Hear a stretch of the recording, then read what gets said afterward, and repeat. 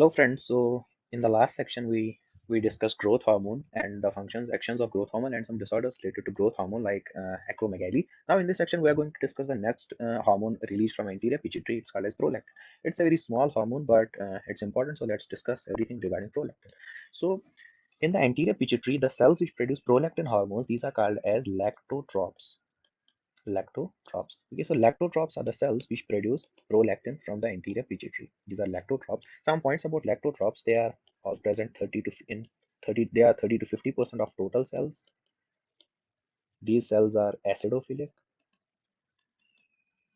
Acidophilic. Again, if we try to remember the sequence, it's somatotropes. They are maximum in number, almost 50%, followed by lactotropes, 30 to 50%, and followed by gonadotropes, about 20%. Okay, so this is the sequence that we need to remember.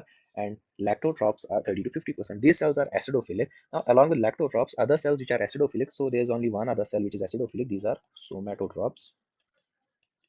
Somatotropes which produce growth hormone. So both these cells are acidophilic in nature. The rest all the cells are basophilic. So this is about lactotropes. They produce prolactin. Okay. Now the actions of prolactin. The action of prolactin is mainly on the breast tissue, and it's more important in females. It has different roles in females. Now, before discussing the actions of prolactin, let's have a brief overview about the mechanism of action of prolactin.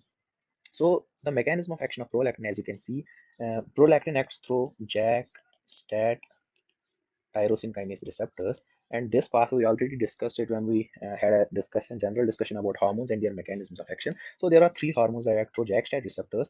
So there is prolactin, growth hormone, and EPO or erythropoietin. Okay, as we already discussed, prolactin and growth hormone, they together have a lot of similarities. For example, both are produced by acidophilic cells from the anterior pituitary. They both act through JAK-STAT tyrosine kinase receptors, and they have a common subunit, because of which these are called as twin hormones. Okay, they are called as twin hormones. Now we already discussed how this JAK-STAT receptor actually acts. So, but here let's try to revise it quickly. Let's try to brush up our memory. Okay, let us say this is, so these receptors, this is a JAK-STAT tyrosine kinase receptor, and initially they are present as monomers. They are present as monomers. Okay, so as you can see here, this is one receptor, this is other receptor. They are present as monomers. So once, let us say this is the hormone. Once hormone comes and binds to these receptors, this is hormone comes and binds to these receptors. These receptors get dimerized. So this is hormone bound to receptors, and as a result these receptors get dimerized. So once these receptors are dimerized, as you can see here, these receptors are dimerized, there is phosphorylation of the JAK residues. If it's a tyrosine kinase receptor, then there will be phosphorylation of tyrosine residues, but here there will be phosphorylation of this JAK residue. So this is phosphate, again this is phosphate. Now this is an activated receptor. This is an activated receptor. Now this activated receptor, it can cause phosphorylation of other proteins. For example, there can be STAT protein and then other bridging proteins which will eventually enter into the nucleus, and here in the nucleus they will cause activation of some factor of the DNA, and there will be transcription followed by translation, which will result in formation of proteins, and these proteins will produce physiological effects on the cells. Physiological effects on cells. Now, this is true for all the receptors which act through JAK-STAT tyrosine kinase. The important thing that we need to know is this: that it acts through JAK-STAT tyrosine kinase receptors, and not just prolactin, it's growth hormone as well as erythropoietin. Now, so once it binds to receptors, there will be activation of JAK, then that will activate other proteins, then they'll go to the nucleus, and eventually there will be production of physiological effects on cells. Now, let us try to understand what type of physiological effects are produced on cells. In other words, we'll just study the actions of prolactin on cells. Okay, what are the actions of prolactin? Now, the actions of prolactin, they are more important in females as compared to males. And in females, prolactin, it mainly acts on breast tissue, and this breast tissue should be already primed by estrogen. Okay. So what is the action of prolactin? So point number one is that prolactin, it causes proliferation of ductal and lobular component of breast tissue. So there will be proliferation of breast tissue. As a result, the tissue is going to enlarge in size, and the tissue mainly, it should be estrogen prime tissue. So there will be proliferation of breast tissue that will result in increase in size of the breast tissue.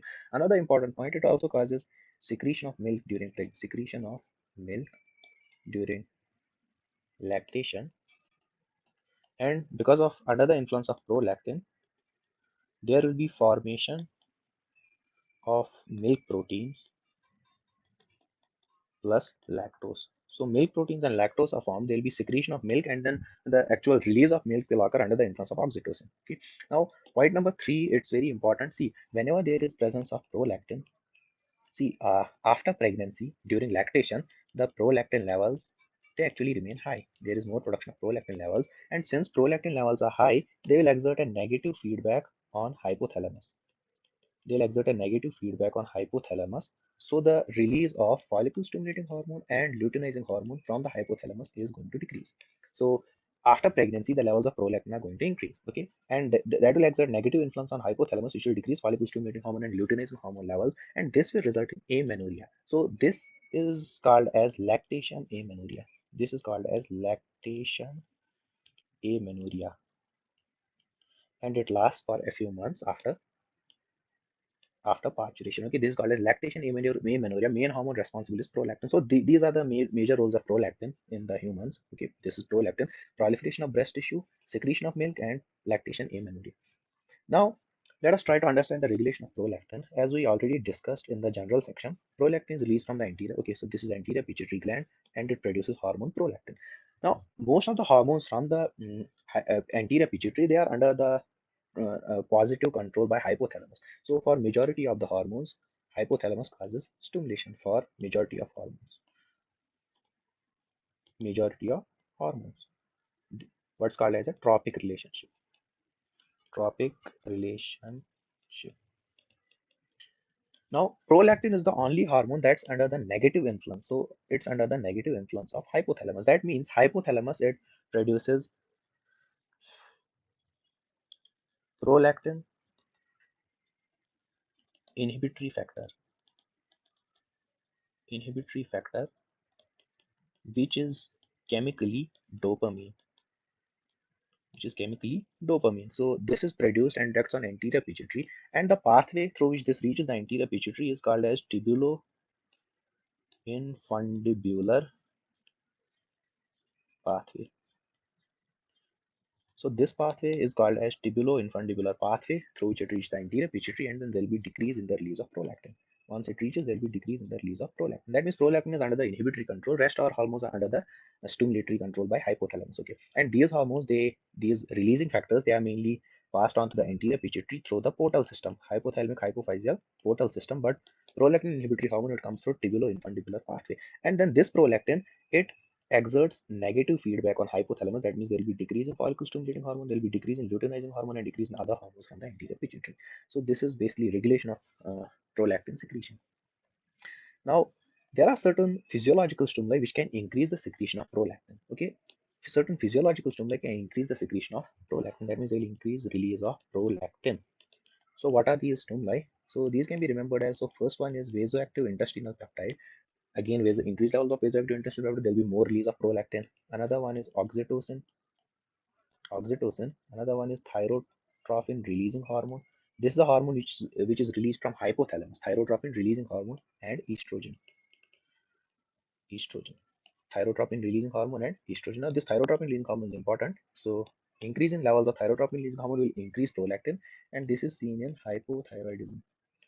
Because in hypothyroidism, there will be less T3, T4. That means by feedback inhibition, because there will be no feedback inhibition, there will be more TSH, and more TSH means there will be more prolactin. Okay. Now, let's try to understand a very important topic related to abnormality with respect to prolactin. It's called as hyperprolactinemia. So there are some certain values that we need to know here. So this less than 25 microgram per dl, this is the normal level of prolactin, serum prolactin, and this is actually the fasting level. Okay, less than 25 is the normal level of serum prolactin. Now, if the levels of prolactin increase, if it's between 25 to 40 microgram per dl, then this is called as physiological hyperprolactinemia. That means prolactin levels are high, but this can be due to some physiological reason. Now, what are different physiological reasons which can cause hyperprolactinemia? So reason number one, it can occur during pregnancy and lactation. So during pregnancy and lactation, the prolactin levels can actually increase and be between 25 to 40. It's called as physiological hyperprolactinemia. Another important point that we should know is during REM sleep.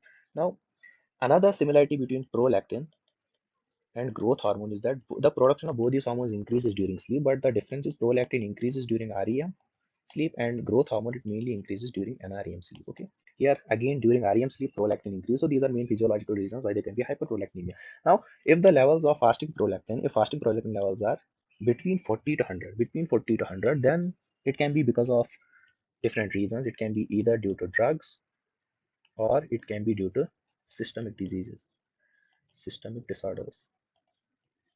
It can be due to drugs or due to systemic disease. Okay, now let us try to understand what type of drugs can cause such hyperprolactinemia. Okay, if we take a look at this slide here, prolactin inhibitory factor actually decreases prolactin secretion. It decreases prolactin secretion, and prolactin inhibitory factor is basically dopamine. That means it's going to act on dopamine receptors, D2 receptors in this pathway, in tubuloinfundibular pathway. So if we give drugs which block these dopamine receptors, that means this prolactin inhibitory factor will not be able to function. And if it will not be able to function, the levels of prolactin are automatically going to increase. So the main drugs that we need to know here are D2 blockers. So D2 blockers, they are also called as antipsychotics. Okay, so antipsychotic drugs they cause hyperprolactinemia. We can give some examples as well. So mainly typical antipsychotics. So for example, chlorpromazine, trifluperazine, etc. There are different drugs. Other than these, some other drugs which can cause hyperprolactinemia. We have anti-emetic drugs. So drugs, there are some drugs which are used for vomiting, like metoclopramide. It can also cause hyperprolactinemia. Other than these, some drugs such as tricyclic antidepressants, SSRIs, they are drugs for depression. They can at times cause hyperprolactinemia. And we can use an H2 blocker called as cimetidine. Cimetidine, it can also cause hyperprolactinemia. And this hyperprolactinemia, it usually, so once hyperprolactinemia occurs in males, it can be seen as gynecomastia, galacturia, etc. There are different manifestations. Okay. So these are drugs. Now regarding systemic disorders, what systemic disorders can cause hyperprolactinemia? So the levels between 40 to 100 micrograms per DL. So we can remember it as okay, end stage kidney disease, end stage kidney disease or chronic kidney disease. There can be end stage liver disease, end stage kidney disease, end stage liver disease, and there can be hypothyroidism, hypothyroidism. Why in hypothyroidism there is going to be increased prolactin? Because there will be increase in thyrotropin releasing hormone from hypothalamus, and thyrotropin releasing hormone is actually it's a physiological stimuli for the release of prolactin. And other than this, in PCOS again there can be hyperprolactinemia in PCOS. Okay, so these are systemic disorders, and if the levels are very high, that means more than 100, this can be because of a tumor, mainly the prolactinoma. Prolactinoma is the name of the tumor, so it will cause production of more and more prolactin. Levels will be very high, more than 100 microgram per dl. Now, so after discussing all this, now let's have a brief look on this tumor as well, prolactinoma. So as you can see, this is the diagram of pituitary gland. This is the stalk, and this is anterior pituitary, and this is posterior pituitary. Now, anterior pituitary produces different hormones, including prolactin. It can produce different hormones, including prolactin. Now, prolactinoma is basically a mass or it's a tumor in the pituitary gland. Pituitary gland. Okay. Now, let us say here it's a tumor of the pituitary gland. Whenever a tumor is present which causes secretion of, which causes release of secretion, such a tumor is called as, for such a tumor we use the term adenoma. Adenoma. For example, if it's a pituitary tumor which causes release of secretion, it's a pituitary adenoma. And if it releases prolactin, then it's called as a prolactinoma. Okay. So this is nomenclature. You will study this in detail sometime. So prolactinoma is the most common pituitary tumor. Most common is prolactinoma, followed by growth hormone releasing tumor, followed by ACTH secreting tumor. So most common is prolactinoma, and most of the times this prolactinoma is microadenoma. That means the size of prolactinoma is very small. If it had been a macroadenoma like we saw in case of acromegaly, then it would cause compression of this stalk and it will block all the factors and etc. From hypothalamus to pituitary. But here, since it's a microadenoma, so stalk effect will not be seen. Only effect will be seen because of what is produced by this. Effect will be seen because of what's produced by this. So it's a microadenoma. Almost 90% are microadenomas. Only very few are macroadenomas. So there will be no stalk effect, and there will be only increase in prolactin levels, and the manifestation will be only because of this increase in prolactin levels. No manifestation will be because of stalk effect. Now what is stalk effect? We already discussed in the last section. Here I'm going to briefly tell you about stalk effect. So if this is the pituitary gland, let us say here is a tumor of the pituitary gland. It's a tumor of pituitary gland. Now this tumor can grow. If it's a macroadenoma, it actually causes compression of stalk and completely blocks the stalk. That means all the hormones from the hypothalamus, they will not be able to reach into the anterior and posterior pituitary. So if this tumor itself produces hormone A, that means there will be increasing levels of hormone A, whereas all the other hormones from pituitary will not be released because they are not stimulated by the hypothalamus because of the stalk effect. Plus there will be hypopituitarism plus the prolactin again is going to increase. Let's say it's a hormone, it's a tumor which produces growth hormone. So A here is growth hormone. So there will be more production of growth hormone, and because of stalk effect, there will be no dopamine. That means no prolactin inhibitory factor. That means levels of prolactin are also going to increase, and rest every other hormone levels are going to decrease. Okay, so this is called a stalk effect, but it occurs only when the tumor is big enough. That's macroadenoma. But as 90% of pituitary tumors, they are microadenoma, so no stalk effect is seen, only hormonal effect. That means this is going to produce prolactin. Effect will be only because of prolactin. So what will be the effect because of prolactin? Now, manifestations in females, the main manifestation is called as galactoria amenorrhea complex. Galactoria amenorrhea complex plus there will be decrease in fertility. So it will cause more secretion of milk. So there will be galactoria and there will be amenorrhea and decreased fertility. And these two, amenorrhea and galactoria, they will be because when there will be more levels of prolactin, that will inhibit the release of FSH and LH from the hypothalamus, and because of which there will be amenorrhea, because of which there will be decreased fertility. In males again, because of the same effect, because of FSH, because of LH, there are going to be manifestations like decrease in libido. There can be erectile dysfunction, and there can be gynecomastia because of hyperprolactinemia. These are the main manifestations. Okay. Now, what's the treatment for hyperprolactinemia? So, if there are more levels of prolactin released from the anterior pituitary. So what we can do is we can actually manage these patients by giving a drug that acts in a similar manner like this prolactin inhibitory factor. So what this does is that it acts on dopamine receptors and inhibits the release of prolactin. So we can do the same thing. We can give dopamine, different color. We can give dopamine agonist. Dopamine agonist. So main drugs that we use here, these are cabergoline and bromocriptine. So we can use these drugs, cabergoline, bromocriptine. They'll stimulate D2 receptors in the tubulo-infundibular pathway, and as a result there will be decrease in levels of prolactin. This is done whenever there is a microadenoma. Okay, in case of microadenomas, if it's a macroadenoma, then we go for surgery. So that's all about prolactin.